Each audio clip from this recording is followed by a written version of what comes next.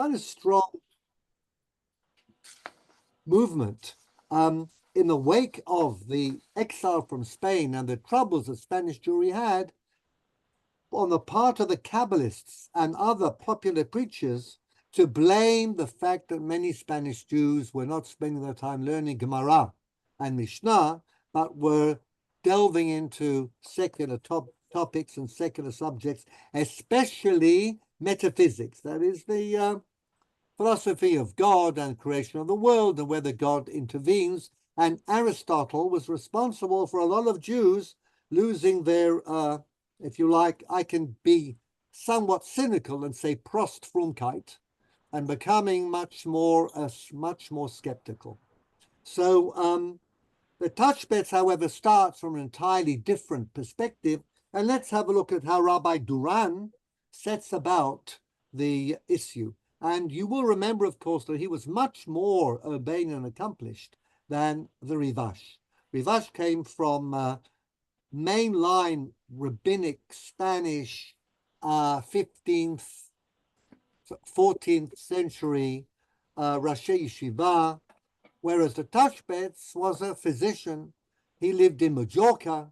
He was very expert and well-versed in many different subjects.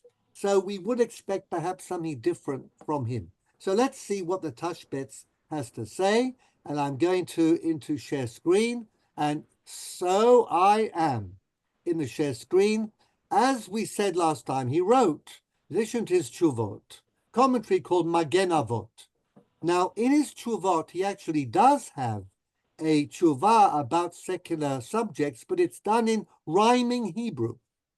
And one would have to explain it all. So he's much more prosaic in his commentary on Masechet Avot, and also gets to the point a lot more quickly. So I passed up the opportunity, and I was tempted exceedingly, but I passed up the opportunity to try the poetry on you, and we're just going to read the text. Rabbi Elazar Omer, line 5. This is the Mishnah Masechet Avot. Hevei shakud lilmod Torah. You should strenuously engage in the study of Torah. Be very diligent. V'dama shetashiv le'epikurus. And you should know how to answer a heretic. And now, Epicurus, of course, is the Greek philosopher, died in the 3rd century or so.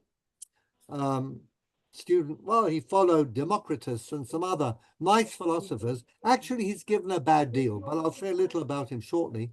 But the rabbis used Epicurus as a label for all heretics. And know who you are laboring for, Umihu bal britcha, and who is your ally, and you will be rewarded by the employer, that is the divine employer, for your labor. וכבר פירשנו בחלק ראשון מזה הספר, כי אפיקורוס שם אחד מהיוונים, שהיה כופר באל יתברך. Touchbet says that Epicurus was a Greek who denied the existence of God, אומר אין אלוהים, ורז"ל שימשו זה השם, לכל מי שהוא כופר באמונתנו. And Chazal used the term for anybody who denies our belief, ben sheyeh kofer belit barach, ben sheyeh kofer v'omer shem shnei elohot, whether he's a monotheist, whether he denies the monotheistic faith and says, no, there's no one God, or whether he says that there's more than one God. The Touchbets clearly hadn't read much of Epicurus. Actually, you can't, because there's very little left. We only have a little fragment of what Epicurus actually said. And the picture that emerges is of someone who asked people to stop getting involved in intellectual matters about death and life, but simply to achieve inner peace. It's a bit like Buddhism. Inner peace. How do you get inner peace? Stop being scared and don't get made nervous by religious beliefs that if you don't do the right thing, you'll be punished in the next world. Take it easy. Perhaps a little bit of John Lennon here. I'm not sure. But certainly what we're saying is that in order to achieve inner peace, you have to abolish your fears. He actually ate quite modestly, and he valued friendship. And that's why I guess we use the word Epicurean for somebody who, as it were, likes the pleasures of life. It's actually not true. He was not a great gourmet. He ate very modestly, but he praised friendship, inner peace, and said religion tends to make people neurotic. He may have a very good point, but of course, it's very quickly degenerated into some type of atheism, but he does in a way get a bad press. But anyhow, we tend to make up labels very fast, and once they're made up, they stick. So that's the apikoros, okay? Now, והכניסו בכלל זה המבזים תלמידי חכמים, and not only is it heretics, but it's also people who disdain the scholars. But we have to study Torah diligently, assiduously. Now, the Tashbet says, the next bit you got to know about the false beliefs and the philosophies and the bad theologies in order to make a good showing of the Jewish traditional rabbinic side. Okay, become an expert in their world so that you can refute it. Uvimei Rabboteinu was on the days of our rabbis, that's the rabbis of the Talmud, hayut mitzarim otam haminim betanoteihem mehapsukim. Now, the sectarians, and they are the early Christians, would attack Jewish rabbis and rabbinites using psukim in the Torah. And that's why we have a bracha in Shmona Esrei, the bracha of V'la malshilim al tikva v'chol haminim kerega toved, okay, which was instituted by Shmuel HaKatan at the behest of Rabban Gamliel, the Tana, okay, Rabban Gamliel Hanasi, that we have to make the point that we've got to be aware, and we really have to pray that we have the strength to resist the claims of the minim, because they're made on the basis of psukim, bit like the Karaites, and it's easy to be led astray. Why did they look for somebody to make a birchat haminim? Rabban Gamliel and his colleagues made up 18 brachot. They didn't ask for somebody to make up atachonen or barech aleinu. Why did they want somebody to make up birchat haminim? And why did they choose Shmuel HaKatan? Anybody want to provide the answer? Feel free to unmute and tell us the answer. If I have no offers, I'll just have to do it myself. Since it was a fairly contemporary political issue, if you ask for wisdom and you ask for the restoration of the house of David and the city of Jerusalem, that's fine. But if you want to curse out your enemies that might be taken as somewhat anti-Gentile, we're used to defending ourselves against anti-Semitism, but the Gentiles might also want to defend themselves against anti-Gentilism. And it might not send the right message. So Rabban Gamliel said, I want somebody who is well known for not being intolerant of others, somebody who is very modest, humble, and also, and this is an important point, what did Shmuel HaKatan, and you hear his name, Samuel the Small, what was his motto? B'nefol oivecha al tismach. When your enemy falls, do not rejoice. So this is the man who was picked to make the birchat haminim. Somebody who really believed that we don't want other people to be hurt or damaged. But at certain junctures in life, we need to be able to differentiate between the good and the bad, and we need to protect ourselves against the attack of the evil ones. And so we find the best mevarech, who, as it were, is still haunted by the moral challenge of doing the right thing. So this is the Gemara, and we know from there that you need to be able to react. And in order to react against the attacks of the Gentiles using Torah and scripture, you need to be able to know their stuff. Line 12, and you need to be able to answer them in kind. The most successful Jewish thinkers are the ones who use non-Jewish concepts, okay, to make the Jewish point. It is, after all, a win-win situation. And so the students of Jesus, the Nazarite, they claim to be exempt from the death penalty by using verses in Tanakh. Now, Jean, you have a shas, correct? Unmute. Jean? Yes, okay, I said yes. So can you, whilst we're talking, can you open up to Sanhedrin Mem Gimel Amud Bet and see if you can find this Gemara there, okay? One moment. Okay. So this is Cherche le Gemara, okay? The question is, are we going to find this particular Gemara cited by the Tashbetz in Jean's Shas? Depends how old the shas is. And whilst we wait, thank you, Shmuley, in momentous suspense, we're going to start to read. Okay, thank you, Jean. I'm going to read the passage. Mem Gimel. Mem Gimel Amud Bet. I want you to find something about a Braita. V'hatanya be'erev haPesach telauhu Yeshua hanotzri v'chruz yotzei lefanav 40 yom Yeshua hanotzri. It's towards the bottom of the page. Yotzei lisakel al shekishef ve'sit ve'diach et Yisrael. Kol mi she'odea lo zchut yavo v'yilmad. Lo matzu lo zchut uteluhu be'erev Pesach. The Gemara is discussing what happens if you're taking somebody out to be executed. You have to announce on the way to execution, anybody knows something which is going to redeem and ameliorate this convicted individual so that we will not execute him. He's been taken to the execution site and the declaimers are declaiming in a loud voice. Anybody know something good about this guy or this woman? And we should not execute them. That's the subject that the Gemara is discussing. Have you found the sugya, Jean? Yes, but I see that we speak about Achan and Yeshua. I don't see about Yeshu. That's right. It's deleted by censorship, no? Exactly. It's not there.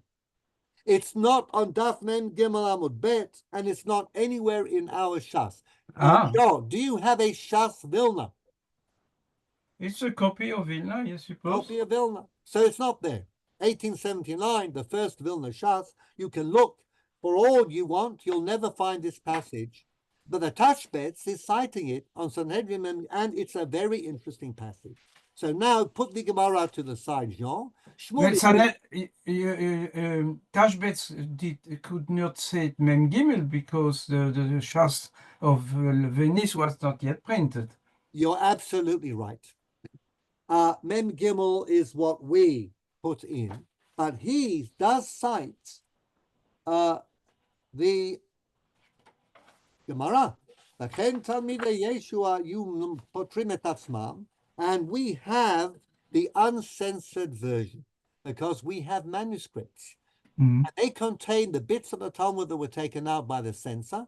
We'll talk about censorship, but we have Dikdukei Sofrim, we have the Steinsaltz Shas, and clearly the Tashbetz had an uncensored version. This was the age of manuscripts, okay? Tashbetz did not have a printed Talmud in his possession. There were very few. By the way, more Talmuds were printed in Basel than they were in Venice. The Bomberg Talmud was very, very, very limited. But Basel in the 1600s was a huge factory of Talmuds, as we'll say when we get there. But now let's have a look at this interesting passage. There was a guy in Basel, or Baal. How would you say it in French? Basel. Bal, Bal. Baal. avec There we un are. accent circonflexe. Okay, so Basel and Baal, it was a guy called Ambrosius Froben. In 1580, he produced an amazing shas and a large number of shasas. But let's have a look. Shmuley, can you read this missing brighter? But surely. So the question is, the Sugya says that on the way to being led out to execution, we ask anybody who has something good to say about the person who's being taken out to be executed to step forward. And then the Gemara says, no, we've learned in the Braita that you actually have to make this announcement 40 days before. How do we know? But surely we've learned in the Braita. Yeshu HaNotzri was hung on Erev Pesach for the crimes of witchcraft, sedition, and seduction of Israel, and a proclamation to the effect that anyone who knew of any ameliorating circumstances should step forward and testify in his favor was issued 40 days prior to the execution. No one did so, and he was hung. Ullah said his case was different because he was close to the Roman officials in Judea. So Ullah says, no, actually, we only asked for the nice thing to be said about the accused when he's being led to his execution. The case of Yeshu HaNotzri was different because he was loved or well known by the Roman authorities. Pontius Pilate may not have wanted to have executed him. So they 40 days before they started. And of course, this resonates with the Christian story. Okay, who do you want? Jesus or who was the other guy? Barnabas, okay? Yeah. So, or was it Brian? I'm not sure, okay, Brian? But whoever it was, this is Barnabas, this is Barabbas. Sometimes he's called Barnabas. Whatever it was, this is what is happening. Now, okay, so... Mais hunk, that is not like the Jewish tradition. There are 4 ways to kill, but not a fifth. You are correct. And the hanging here is crucifixion. It's not kliyah, as it were, a rope on a tree. It is actually he was crucified, hung on the cross, but crucified. So there's a lot to say. We'll talk about that shortly, but let's get to the point. Okay, the use of psukim by Christians to defend themselves. The rabbis taught. Yeshu had 5 disciples, Mattai, Nakai, Netzer, Buni, and Todah. They brought Mattai in. He said, shall Mattai be executed? Isn't it written, when can I go and meet with God? They said to him, yes, Mattai shall be executed, for it is written, when Mattai will he die, and his name perish? So we have Tzama nafshi lelohim le'el chai. Okay, and the continuation in Tehillim is Matai avo ve'ere penei Elohim. So the first one, Matai or Matthew probably says, look, there's a pasuk. I should be allowed to live in order to see the face of God. So the rabbis, they did know the pasuk with which to refute that claim, and they say it says Matai yamut va'avad shmo. When will David's enemies be destroyed and their name blotted out? So if the rabbis hadn't been so quick-witted and found the right pasuk, then we might have had to have spared Matthew or Mattai. Now let's have a look at Nakai. They brought Nakai in. He said, shall Nakai be executed? Isn't it written, do not kill the innocent and righteous? And that's a Shmot. What does it say? V'naki v'tzadik al taharog. Okay, so what are the rabbis going to say? Yes, Nakai shall be executed, for it is written, in the hiding places he kills the innocent. B'mistarim yaharog naki. Okay, in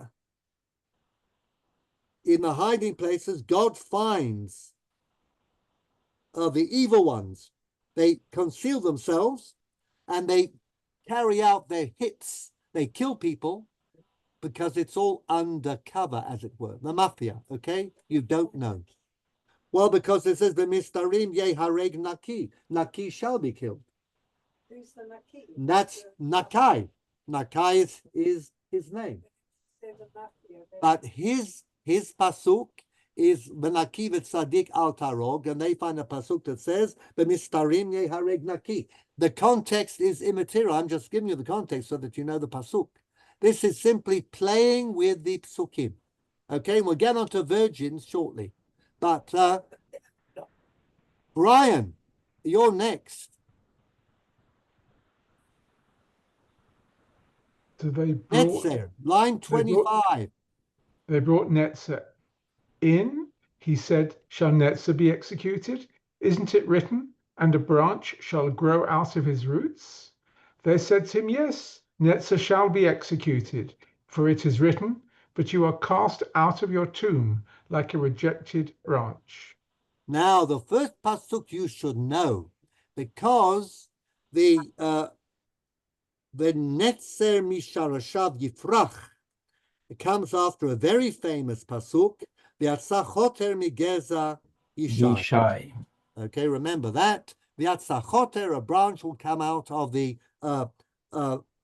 trunk of Yishai. V'yatza mishara v'netzer, and a shoot underneath the ground, misharashav yifreh. So Netzer has got to flourish, okay? How can you kill Netzer? The answer is, we have another pasuk. What is that? What does that pasuk say? Cast out of your tongue like a rejected branch. Okay. What does it say? But you are cast out of your tomb like a rejected branch. Va'ata ishlachta. Okay, mikivrecha kenetzer nitav. Who is that about? Who is thrown out of his tomb like a disgusting shoot? Nebuchadnezzar. This is Yeshayahu prophesying about the death of the king of Babylon, who became insane and thrown out of his tomb. Okay, so again, the rabbis found the right pasuk to justify Netzer being executed. Now, who is next? They brought Bunni in. He said, "Shall Bunni be executed? Isn't it written, Israel is my firstborn son?" Translation into Hebrew, Beni Bechori Yisrael, which is what Moshe said to Pharaoh, okay? God says, my firstborn, Beni. So Buni cannot be executed. Buni is short for Benjamin, okay? Buni, Bunim, Binyamin, all the same thing. They said to him, Brian? They said, "Yes, Bunni shall be executed, for it is written, and I will kill your firstborn son." Moshe to Pharaoh, Hinei Anochi Horeg et Bincha b'chorecha. Bincha b'chorecha. So, who is next on the reading list? Marcel. Rufuah Shlema on the eye. Are you okay to read? If you are, you need to unmute. No answer. Okay. Where are we? Yeah, we're on line 30. Okay. The penultimate word. They brought Todah in, and he said, "Shall Todah be executed? Isn't it written, a psalm of thanksgiving, Which Todah?" is Mizmor the Mizmor Todah. We have to Todah. sing to Todah. Why are you trying to kill me? I need to keep singing to God. So They what said to him, "Yes, Todah shall be executed, for it is written, the one who offers thanksgiving, Todah, as he sacrifice glorifies me." To heal him. Todah yichabdeni. The one who offers up Todah as a thanksgiving offering is honoring me. Zoveach is also to slaughter. Zoveach, okay? Zoveach lelohim yachoram. Elohim acherim, if you sacrifice to other gods, you shall be destroyed. So the rabbis had an answer to each of these claims by the students of Yeshu, and therefore we learn from this, says Tashbetz, that you've got to know ma shetashiv leepikorus. Now, just for the aficionados of the New Testament, who were Jesus's disciples. First of all, they gave him 10. The rabbis only gave him 5. Anybody know the 10? Luke, Mark, John, Paul, Ringo. Not Paul. Matthew. Not Paul. Not Paul. Matthew, Luke, John, Mark. Yeah. Not bad. Judas, Judeus, exactly. Matthew, Iscariot. Ishkariot. And we got 2 Jameses, actually. James, the son of Alphaeus, and James. Andrew, Peter, Philip, Bartholomew, Matthew, Thomas, doubting Thomas, right? Simon the Zealot, and Thaddeus. So out of those, the rabbis picked 5. Matti and Todah are clearly Matthew and Thaddeus. Nakkai is Nakdaimon, one of the first believers. These are the Talmidei Yeshu. Netzer is somebody from Nazareth. And Buni is a Benjamin who was also an early believer. But I'm not going to go into that much more. It's a passage that is missing from the Babylonian Talmud. It's not there. Okay? And this is a very strange passage indeed, but it represents how the uncensored version of the Talmud sees the trial of Jesus of Nazareth. He was apparently accused of witchcraft. He did all sorts of sorcery type things, walking on water and making fish and loaves multiply. And he was doing this, as it were, by using black magic. And he also was seditious. He was rebelling against the rabbi. So he deserved to be executed. Well, told about the Roman complicity here. This is really just to show how the rabbis were able to justify, getting over the alternative claims of Christianity. Christianity uses the Bible to prove its case. Rabbis come in and say, no, you're misinterpreting scripture. This was the major fight that took place in the early period and the fight that has gone on ever since, okay? So this may be the time just to mention the most famous pasuk of them all used to justify Christianity. What pasuk immediately comes to mind when we think about misinterpreting or giving interpretation of a biblical verse that's probably not accurate? As Debbie says, it is she as an advantage of not being muted, the Alma. What is the Alma? Anybody care to tell us about was in birth? Isaiah 53, where it was said that son will be born to an Alma, and they interpreted that as a virgin instead of a young woman. Oh. Exactly. The prophet Yeshayahu, it's actually in chapter 7, and he's talking about probably King Ahaz's wife. She's married, okay, and is going to have a son, and it says, Hine yiten Hashem lachem ot. God will give you a sign. Hine ha'alma hara. The alma will give birth. V'yolat ben, and will give birth to a son. V'karat shemo Immanuel. And you'll call him Emmanuel. God is with us. Now, there's no question that the story here is of a young wife who was barren, hadn't had a child yet. And in any case, the word for a virgin in Hebrew is what? Betula. Exactly. Betula.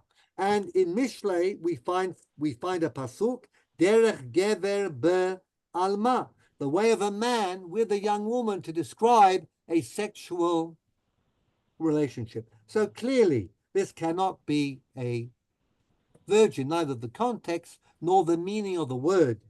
And yet, the Christian fathers were very keen because they could use it, so they did.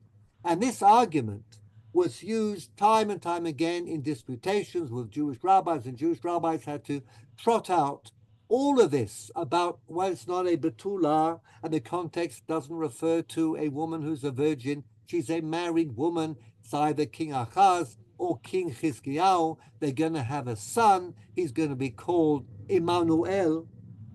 But there we are. At least we were able to defend and to say this is a misuse of scripture. Christianity has a major problem because it comes out of the Old Testament, that is our Tanakh.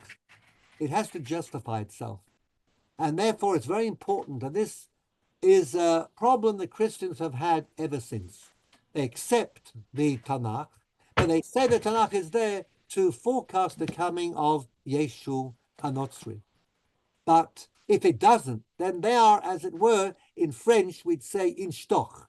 They have a problem because their legitimacy depends upon finding Jesus and the whole story of Christianity clearly inhered in the text of the Torah.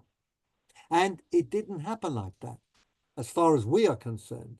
So this is the ongoing battle. One way or the other, they must get us to agree that the Jewish Tanakh is a precursor, comes to forecast the coming of Jesus and the rise of Christianity and the destruction of the old Jewish way.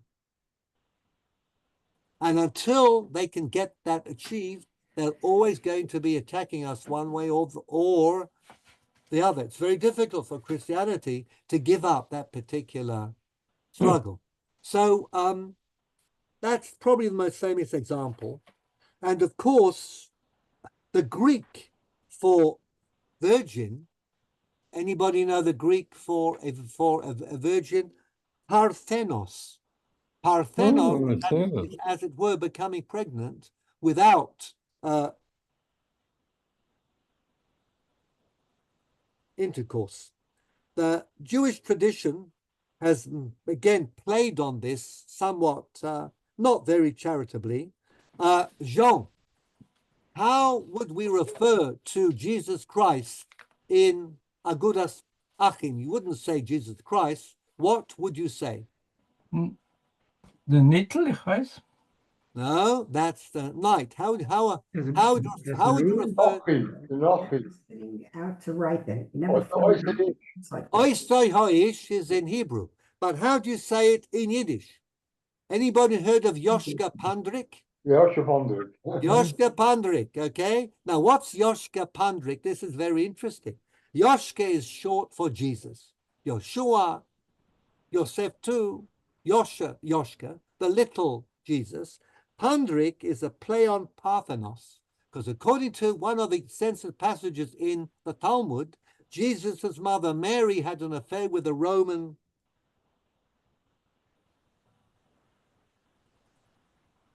soldier called Pandira. So she was married to Joseph the carpenter from Nazareth. She had an affair with a Roman soldier, Pandira. So they read the Greek of the New Testament, Parthenos, as Pandira that became Pandrik. So Yoshka Pandrik is Jesus, the son of a Roman soldier whose mother was, in Greek, she's called in one place Satarda. But Satarda became a Sota, a woman who's suspected of adultery. You never know what lies behind the words and the name. That's exactly what Yoshka Pandrik is, okay? But today it's not so polite. So we talk about Oisei Ha'ish, okay, or, or we don't talk about him at all. Anyhow, after that, I wanted to say that the Christian would have, donc, in Shemot Bet, Vatelech ha'alma v'tikra et shema ayelet et ayelet would be much better for their... Exactly. But we wouldn't have had a pregnancy, Jean. We need the Alma to give birth. Oh, but here there was really a young girl. Sure, exactly. And that's what Alma means. But they wanted to say Alma means a woman who is a virgin and is pregnant. And the only way they could do it is to get the Hara. Hine ha'alma hara, she becomes pregnant. the Yolat Ben, and then has a son. So let's make the Alma a virgin that it fits in with the story of virgin birth. What's the matter? You come from the refrigerator, it's Okay. not on the floor. Can we They please- dirt on the floor and it's all squashy. Can we please have people muted if they wish to have private conversations? Okay, so let's see. I don't know whether Yael is around, because I see her name up, but she may not be. So, Yes, I'm here. So how about taking us from line 34? This passage Is missing from the standard printed versions of the Talmud in use today, since it was removed by the censor. From 13th century onwards, manuscripts of the Talmud began to be censored in response to the criticisms made during the disputations and in response to orders from the Christian Church. It was in this period that the Church decided that the main culprit in the obstinate refusal of the Jews to recognize the truth of Christianity was not the Bible, but the Talmud. Now, that is another interesting point. Until the 13th century, Christians were not interested in the Talmud. Jews studied their Talmud. People were interested in what the Torah had to say, just as Tashbet says it's psukim. That is where the disagreement is. But once the church started to try and convert Jews by giving them speeches and saying, well, in the Bible it says this, and the Bible it says that, and you have to admit, like the Alma gives birth. What did they find out? That Jews read the Bible through the Talmud.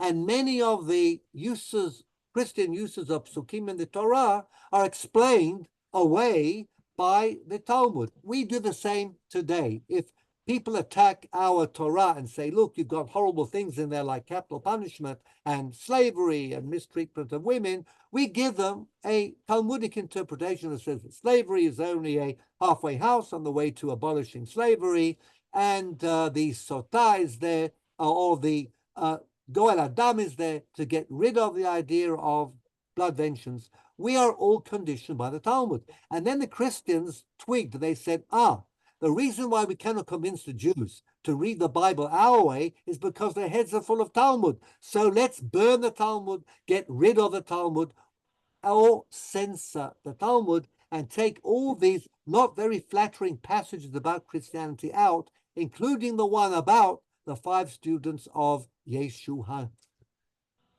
HaNotzri. So you can do that when you are in the era of manuscripts. But it's difficult because you have to get hold of the manuscripts and you have to read them through. But once the Talmud was printed, so Yael line 2, all printed editions. All mass Talmud burnings were accompanied by censorship. Any references to Jesus were erased or changed, and sometimes entire passages were deleted. So, for example, if the Gemara in Gittin says that Jesus in the original was punished by being burned in horrible liquid forever, the word in the printed Talmud is Posh'ei Yisrael, the evil ones of Israel, not Yeshu HaNotzri. But Yeshu HaNotzri appears about 20 times in uncensored versions of the Talmud. Okay? So read on. All printed editions of the Talmud, including the Basel Talmud and the Vilna Shas, were Baal. censored. I tried to do justice, since you're Swiss, to both the French and the German. So I assume in German it's spelled Basel, and in French it's B-A-S-L-E, and it's pronounced Baal, okay? Nothing to do with the prophets of Baal, just the prophets of regular Swiss people in Basel. Okay. And the Vilna Shas was censored. External censorship was carried out by the church-appointed censors, who were generally Jewish apostates hired to do the work. Are Mushumadim who got a good job, okay? Once you were a Mushumad, you could read Jewish texts, and then you could say, this passage is not flattering to Christianity, take it out. And whose salaries were paid by the Jews. And of course, the Jews had to pay the salaries of the censors because, there was also internal censorship. This was the reason for the ubiquitous adoption of the phrase akum to indicate non-Jews rather than the various names for Gentiles in the original Talmud, some of which were clearly aimed at early Christians. Their terms in Akum, the uncensored edition of the Talmud has the followers of Yeshu, Talmidei Yeshu, Yeshu himself. Today, you open up your Vilna Shas, as we've seen, and you'll find Akum all over. Akum is what? which is an acronym for pagans, Ovdei Kochavim Umazalot. And if you can put the page down a bit, is meant to emphasize that any negative norms regarding non-Jews are confined to pre-Christian heathens and pagans. So when you read Masechet Avodah Zarah, you'll see Akum, Akum, Akum, Akum. But if you read the original, it's not Akum, Akum, Akum. It could be all sorts. So I'm going up again, okay? And I'm going to start again with Shmuley. Oh, Jack, actually, you haven't read. So Jack, can you read line 10? This did not always help. This did not always help. This is cute. In 1689, Rabbi Shabtai Bas, author of the Siftei Chachamim on Rashi. Now, we know Siftei Chachamim is probably the most famous Perush on Rashi. We've been using it for years. It says, what did Rashi find difficult in the text? What does he say? He's got 15 minutes What to he go. says. Now, He has 15. Okay, so. Rabbi Shabtai Bas, can we have Okay. private conversations Yeah. muted, please? Rabbi Shabtai Bas is an interesting guy, but his name of Bas was actually bass. He had a very deep voice and was a famous Kazan too. So he's famous for his Kazanut. So he's called Shabtai the bass, okay? That became the name Bas. So you should know that your basses are probably basses, a great Talmid Chacham. And he made his money by printing Jewish books. So he printed a Shas. Jack, can we please have you to have you? Shabtai Bas, author of the Siftei Chachamim in Rashi, published a Shas in Dierenfurt, Silesia. In Dierenfurt, which is on the border between Germany and Poland in Silesia. And was tried and thrown into prison for 3 months for insulting Christianity because of the use of the term Akum, which, according to the local priest who initiated the prosecution, was an acronym for Avoida Ovdei Christos Maria. You can't win. Akum is Ovdei Christos, those who serve Christ and Mary. So the rabbis again were insulting Christianity. Throw the printer into jail. Okay? Jews just can't win. Okay? That's just sort of a trivia that was kind of cute. But Jack, if you can give us the next line, please, line 15. An instructive passage attesting to the Jewish sensitivity to using the Talmud as a means of justifying anti-Semitism is the following item in the introduction of the Vilna Shas, published in 1879. So as printing became widespread and ubiquitous, we had to be very sensitive. Jean, would you like to read, please, the section which is in the introduction to the first Vilna Shas, published in 1879 by the Almana Rom, the Rom widow and brothers in Vilna, okay? By the way, in our shul, there is a man who is called Rom. He's not a direct descendant, but he belongs to the family.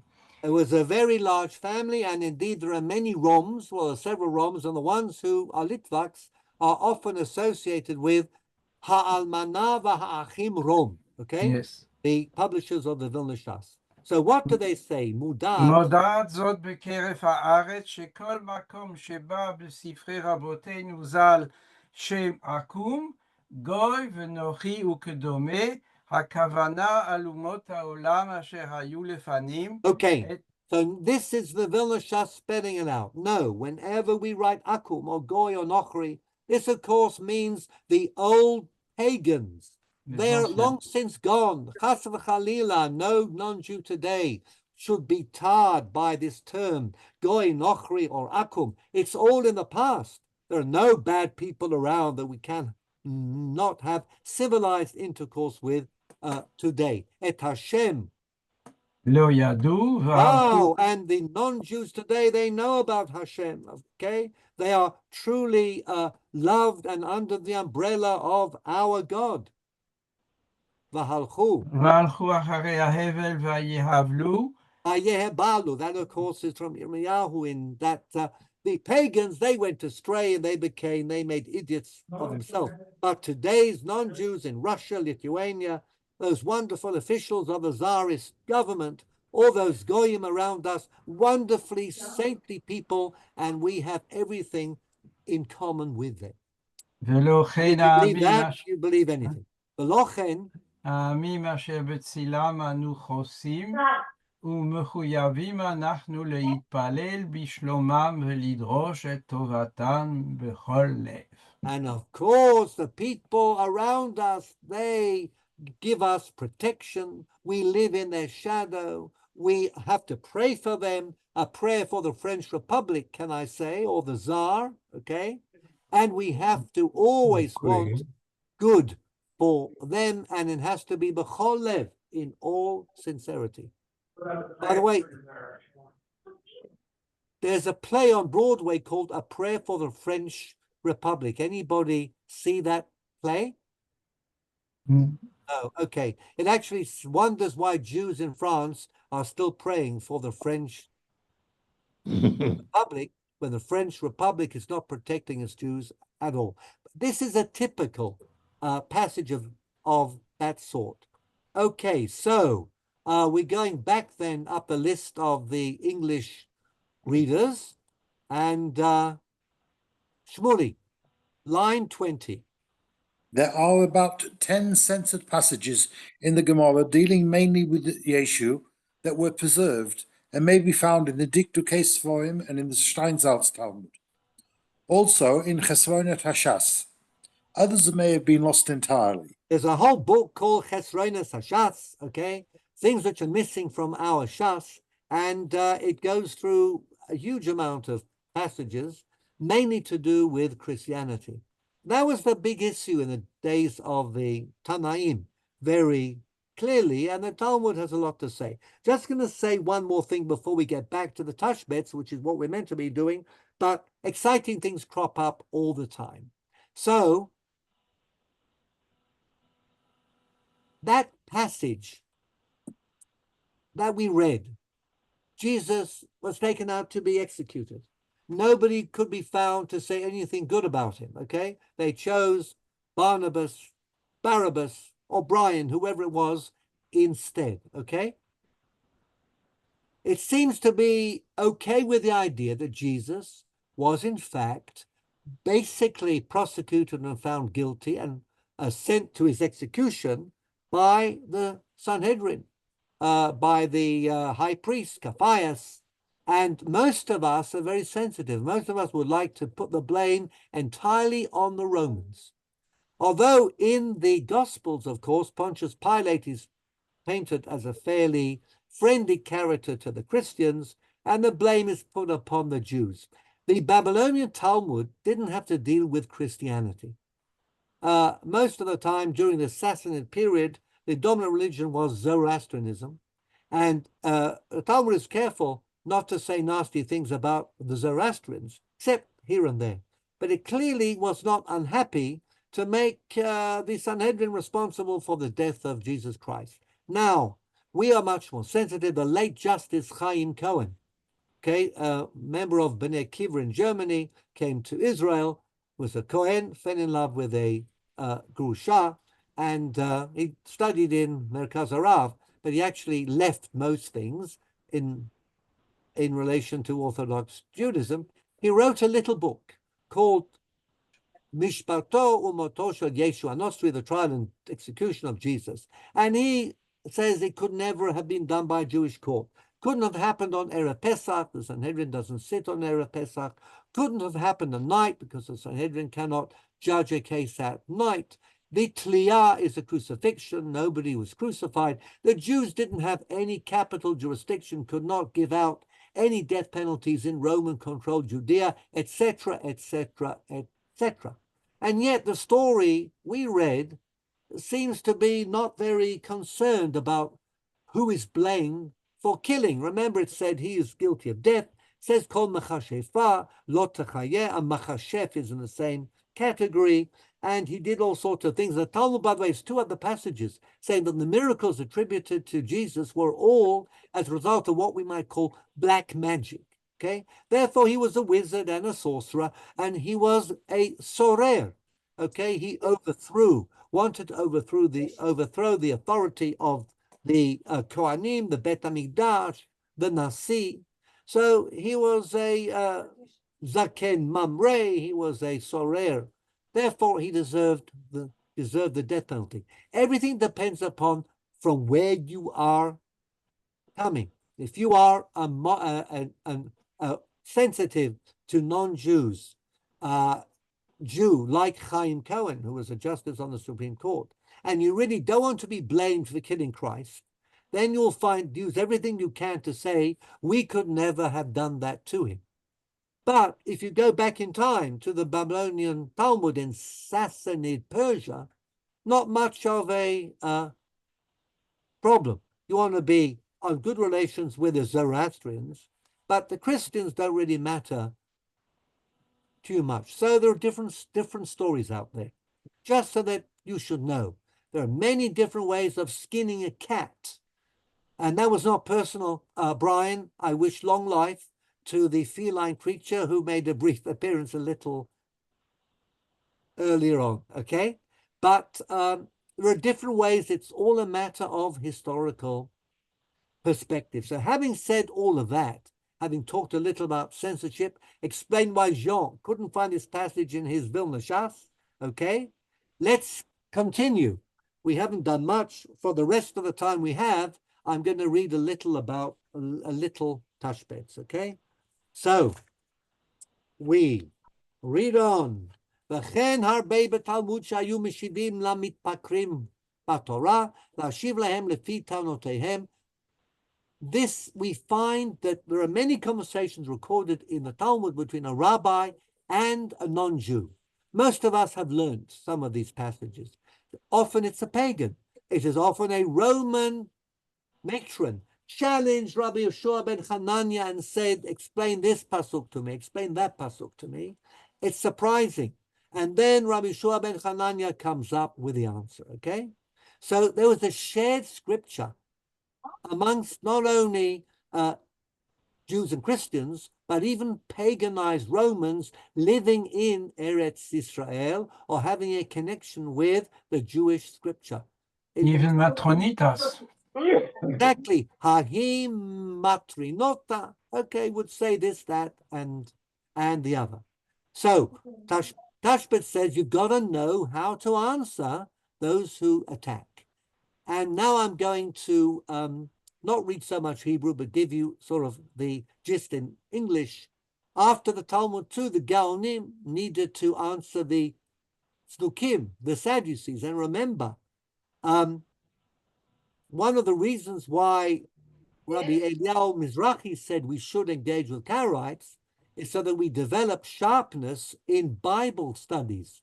Because when we've got nobody to argue against, then we don't learn that much Tanakh. We only learn Gemara and Talmud and Gemara and Mishnah, and we don't know how to answer. Now, Tashbetz takes up the Greek philosophers, Aristotle, Plato, and he says, well, we have a problem there, because on the one hand, what they say can be very helpful. It makes our Judaism pure. What did the Rambam do? He took the idea of God not having a body, which is very, very well established in Aristotelian philosophy, a God is not physical, and purified Judaism in his view. At the same time, people's faith might be weakened because you have to explain how did God create the world? Does God intervene? Your Aristotelian God doesn't intervene, and he may not have created matter. Matter may have been there, and he simply tweaked it in a particular direction. So Aristotelian philosophy and Platonic philosophy has its upside and its downside. What the Tashbetz says is that actually it's probably better, okay, to not engage in that much Aristotelian or Platonic philosophy and adopt a much more straightforward faith, okay? You can use it if you can, if you like the Rambam, as the Rivash said, you're very great. But otherwise, it becomes a little challenging, okay? But nevertheless, you've got to know the answers, and you've got to defend your faith. And therefore, you have to pay attention to the fact also that the theologians, Christian and Muslim theologians, relying upon philosophers, there are many, many different views out there, and you could be easily confused. Whereas if you have a traditional Jewish view, you know the derech, and you don't depart. So this is what the Tashbetz says there. And then he now goes on line 38, V'dama me'mashet tashiv et Epicurus. Let's see. Yael, are you still there? Yep. Good. Can you please read from line 38? Mikan nahagnu. Know how to answer the heretic.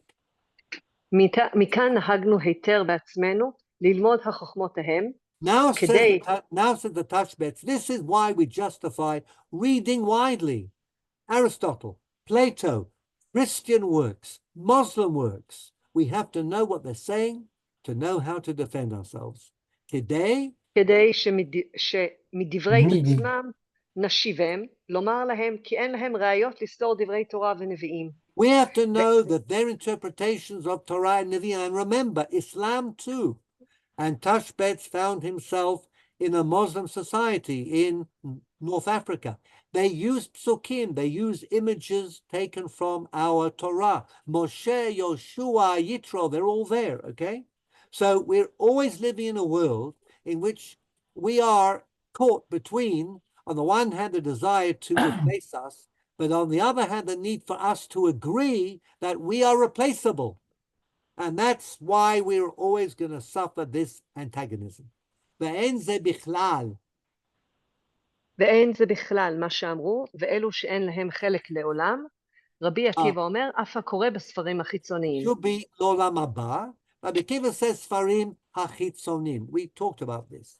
But you can't read these books. They'll get you out of the world to come. כי כבר פירשו בגמרא פרק חלק, סנהדרין ק' עמוד ב', כגון ספרי בן סירה, וכן בירושלמי אמרו סנהדרין פרק י' הלכה א', כגון ספרי בן לענה. That could be a joke because la'ana means wormwood, okay? Gall and wormwood, but there's something called ana. So it's similar to Ben Sira. How does Tashbetz understand Rabbi Akiva's reference? If you read these books, you'll lose your share in the world to come. והם ספרים מלאים תעתועים כהכרת הפנים. They are actually not works of wisdom like the Greek philosophers, but these are works of, as it were, superficial cleverness. And what's kahakarat hapanim? What does that mean? What? To recognize the face? Yeah. Face recognition. Consciousness. No, consciousness is mudaut. That's not recognizing a face. Anybody heard of physiognomy? Yeah, the measuring of the skulls and the different kinds of people. Okay. In the old days, you learned about a person and their character from the way their face looked. Okay? And there is a famous story that actually crops up. I guess we'll have to end here. In the Talmud, I'll just finish off with this story, not in the Talmud. It occurs in some early rabbinic. The first time is in the Shita Mekubetset. Actually, there is, but the Tiferet Israel cites this story in Masechet Kiddushin. Doctors amongst us. In Masechet Kiddushin, it says, Hatov sheberofim, the best physicians, Brian, are destined for hell. Now, how do we explain that? So the usual explanation is that if you become very good, you often become very arrogant, and then you can kill patients because you're not going to listen to anyone else. So the Tiferet Israel says, and how are you going to deal with that? You teach yourself not to be arrogant, to always ask a second time, to check yourself, okay?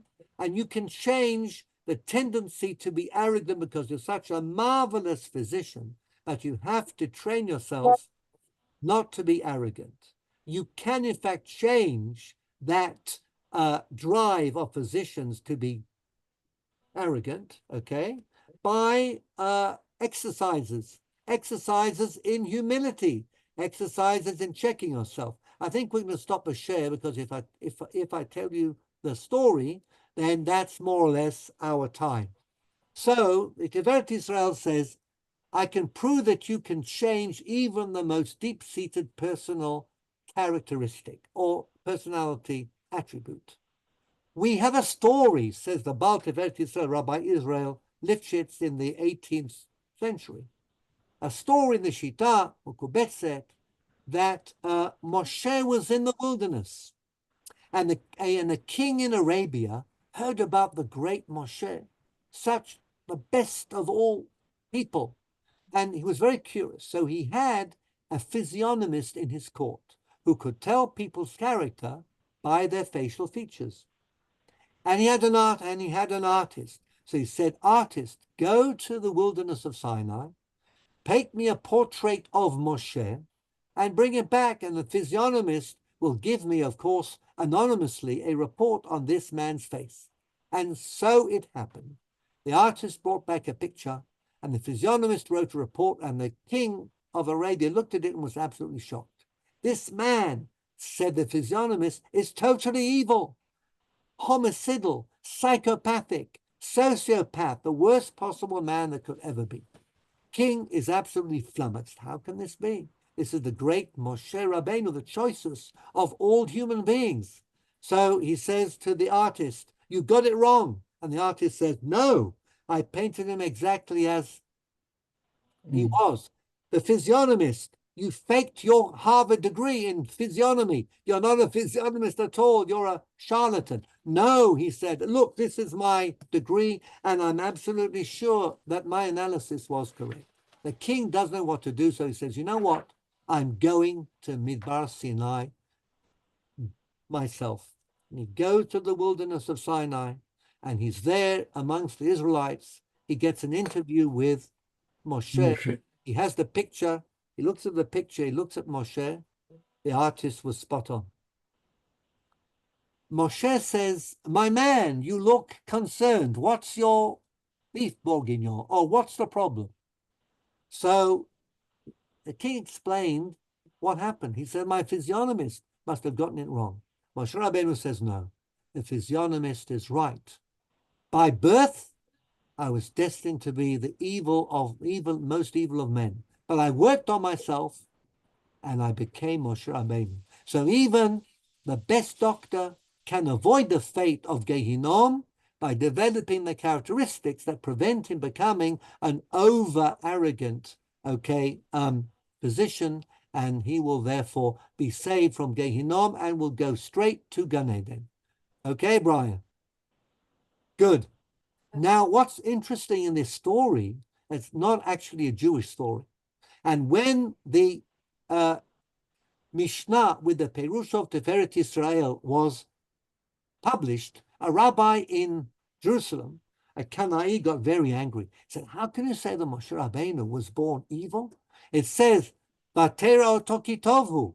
When he was born, his mother looked at him in the box on his birth certificate and said, he's great. And what does Rashi say, Vatera Toki Tovhu? Jean?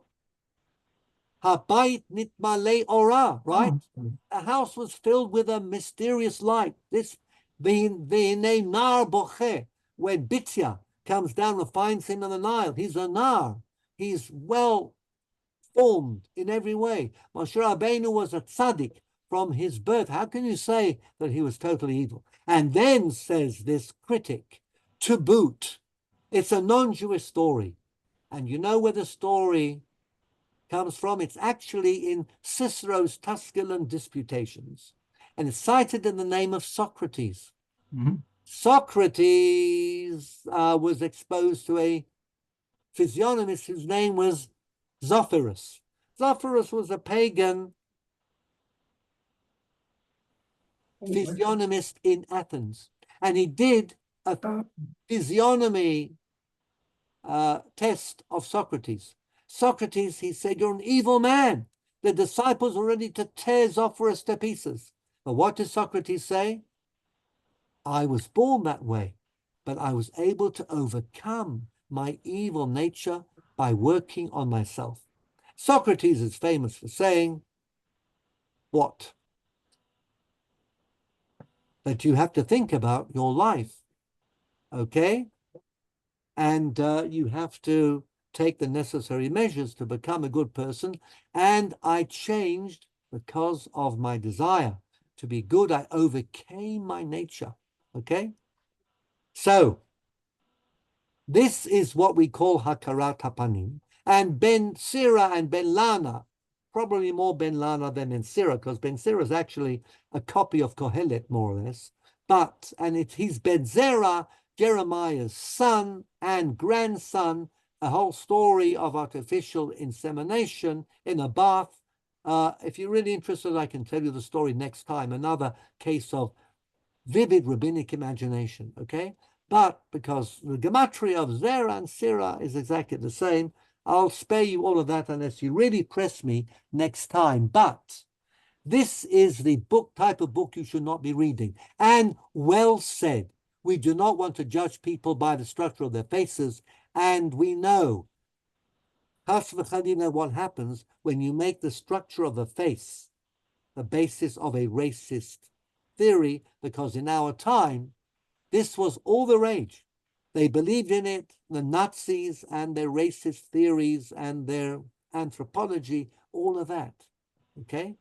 So on that warning note and that explanation of what Hakarat HaPanim means, I think we'll call it a evening and say, we'll continue with this and finish this next time. I'll do it fairly quickly. We'll contrast Rivash and Tashbetz. The next major topic is annulment of marriage, Hafka'at Kiddushin, annulling a marriage. And we'll start to talk about that next time, because both Rivash and Tashbetz had very important roles to play in that whole institution of annulling a marriage when we can and when we cannot. And of course, it also resonates with the Aguna issue. So are there any comments or questions or something that people would like to say right now? I wanted to say that the Gemara has a much more positive judgment about Ben Sira, and I think even that there is a place where the rabbi confused and said that it is written in Ben Sira, and he thought that it was in Tanakh. I think so.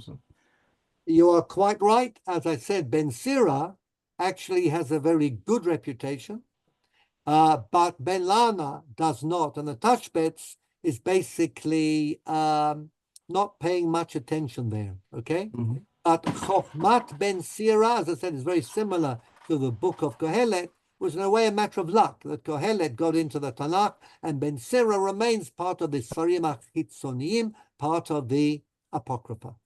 Okay. I have one question. The manuscript of München of the Gemara, was it censored or not? Munich was not. None of the, very few of the manuscripts were censored. Censorship really began with the age of printing, and certainly it really began in the 13th century. The Paris burning of the Talmud was 1242, was the Dominicans and the Franciscans who mounted the argument that the Talmud is the reason that the Jews are not agreeing to the truth of Christianity, because they were the ones who went around arguing with the Jews and